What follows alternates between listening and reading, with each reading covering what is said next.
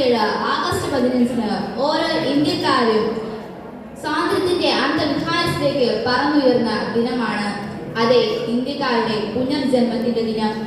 നാം ആ പുണ്യദിനം ഓർക്കുകയും അനുസ്മരിക്കുകയും ചെയ്യുമ്പോൾ ഭാരതത്തോടുള്ള കൂറും സ്നേഹവും നമ്മിൽ പ്രകടമാകുന്നു. നാം ഇന്ന് അനുഭവിക്കുന്ന ഈ സ്വാതന്ത്ര്യം അനേകം പുണ്യാത്മാക്കളുടെ കഠിനാധ്വാനത്തിന്റെയും ജീവിതത്യാഗത്തിന്റെയും ഫലമാണെന്ന് നാം ഒരിക്കലും വിസ്മരിക്കരുത്. രാഷ്ട്രപിതാവായ മഹാത്മാഗാന്ധിജിയും നേതാജി സുഭാഷ് ചന്ദ്രബോസും ജവഹർലാൽ നെഹ്റുവിന്റെയും ഓർമ്മകൾക്ക് മുമ്പിൽ നമുക്ക് പ്രണാമം അർപ്പിക്കാം.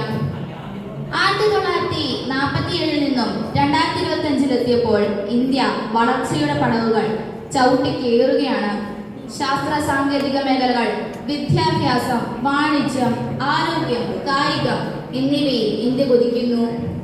ഓപ്പറേഷൻ സിന്ദൂറും അതിന് നേതൃത്വം നൽകിയ പെൺപുലികളും, വനിതാ വിഭാഗം, ഫിഡെ, ലോകകപ്പ് ജേതാവ് വിദ്യാ ദേശ്മുഖുമെല്ലാം ഇന്ത്യക്ക് വിലയേറിയ സംഭാവനകൾ നൽകി.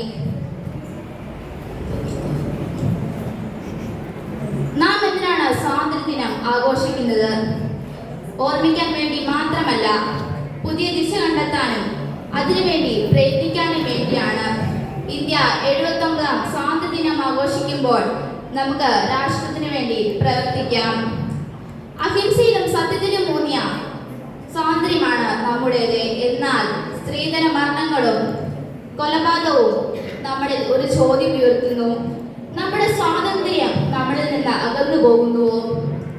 നമ്മുടെ സ്വാതന്ത്ര്യം നമ്മൾ രാജ്യത്തിന് വേണ്ടി തന്നെ നമ്മൾ സമർപ്പിക്കണം. ഇത്രയും പറഞ്ഞുകൊണ്ട് ഈ കൊച്ചു പ്രസംഗം നിർത്തുന്നു. നന്ദി, നമസ്കാരം, ജയ് ഹിന്ദ്.